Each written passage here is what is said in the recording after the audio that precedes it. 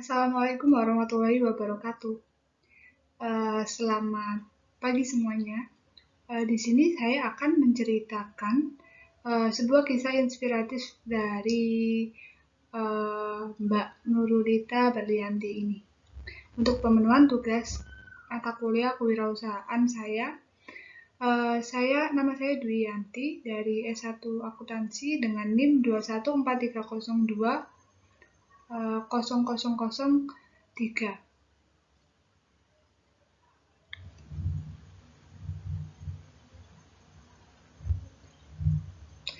Baik, langsung saja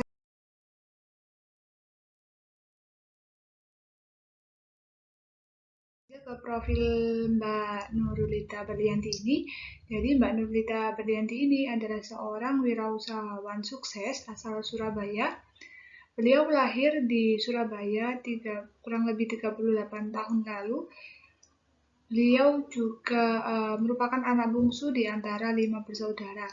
Nama suaminya yaitu Abiratno dan nama anaknya yaitu Tiara Milenia Ratno yang berusia 13 tahun dan juga Aldara Fatia Ratno yang berusia 8 tahun.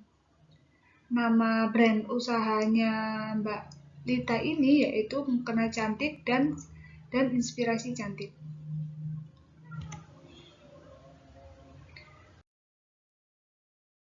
Selanjutnya saya akan menceritakan singkat perjalanan beliau hingga menjadi wirausahaan sukses di dunia fashion. Yaitu yang pertama beliau berawal dari tak tahan ikut orang. Jadi beliau ini lulus kuliah, beliau sempat bekerja di suatu perusahaan.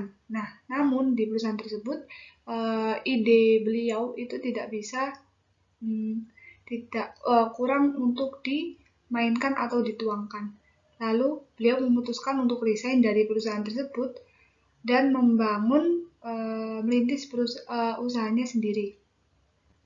Beliau merupakan alumni dari SMA 5 Surabaya yang membangun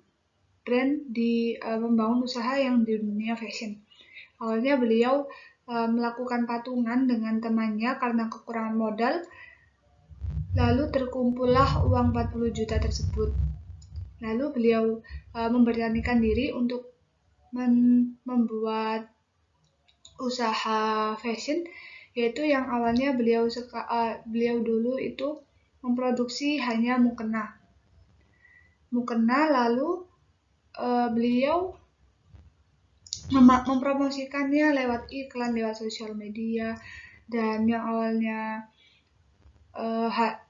beliau hanya memproduksi ratusan mukena, lalu pesanan itu akhirnya membludak pada saat mau lebaran. Lalu yang kedua, kemampuan yang pernah diragukan. Jadi, beliau juga pernah diragukan kemampuannya oleh orang tuanya sendiri. Beliau pernah dipaksa oleh orang tuanya ke psikolog karena orang tuanya tersebut meragukan kemampuannya, bakatnya yang berada di dunia fashion. Beliau dipaksa dulu waktu lulus SMA. Beliau pernah dipaksa orang tuanya untuk mengikuti UMPTN dan gagal. Lalu selanjutnya beliau mengikuti UMPTN lagi tahun depan dan beliau akhirnya lolos UMPTN di jurusan S1 Manajemen Universitas Padjadjaran. Melalui jurusan tersebut, beliau semakin menggila akan dunia fashion dan merintis karirnya tersebut. Lalu yang ketiga, setelah beliau melewati masa perjalanan dan perjuangan yang sangat panjang, beliau akhirnya banjir order lewat ratusan agen. Yang awalnya beliau tadi hanya merintis usahanya dengan 2 orang temannya, namun sekarang beliau sudah memiliki banyak ratusan agen yang tersebar di Indonesia dan dibanjiri oleh order-order tersebut.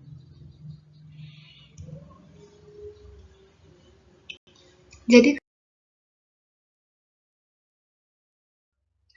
Jadi kesimpulannya tentang Mbak Nurlita Berlianti tadi yaitu yang pertama, Mbak Lita itu suka mendesain baju sejak usia belasan tahun. Jadi minat beliau di dunia fashion itu udah dari usia belasan tahun. Lalu yang kedua, tidak dipercaya saat meminta kuliah jurusan fashion sehingga tidak diberi fasilitas kendaraan oleh orang tuanya. Lalu yang ketiga yaitu setelah lulus PTN dan kuliah manajemen diberikan mobil, justru dengan mobil itu Mbak Lita ini semakin menggila menekuni mode dan berbisnis fashion. Lalu yang keempat, pernah berjualan celana jeans dengan cara membeli kain kiloan kemudian menjahitkan di tempat lain. Lalu yang kelima, pelanggan berawal dari saudara dan teman-temannya. Jadi beliau memulai bisnisnya itu berawal dari promosi ke saudara dan teman-temannya. Lalu selanjutnya yaitu hingga kini produknya dijual oleh ratusan agen yang tidak dikenalnya.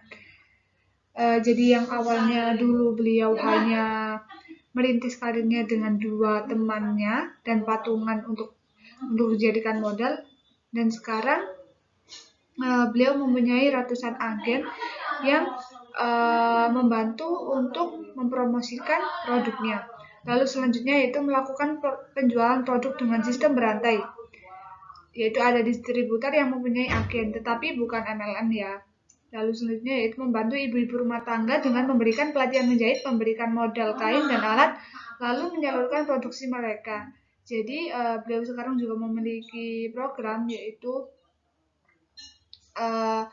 memberikan pelatihan kepada ibu-ibu rumah tangga untuk menjahit dan memberikan modal berupa kain dan alat agar ibu-ibu rumah tangga tersebut bisa menyalurkan ide-idenya untuk produksi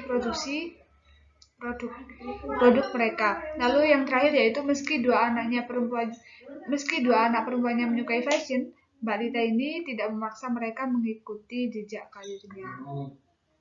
Mungkin hanya itu yang bisa saya ceritakan tentang Mbak Lita. Kurang lebihnya mohon maaf. Wassalamualaikum warahmatullahi wabarakatuh.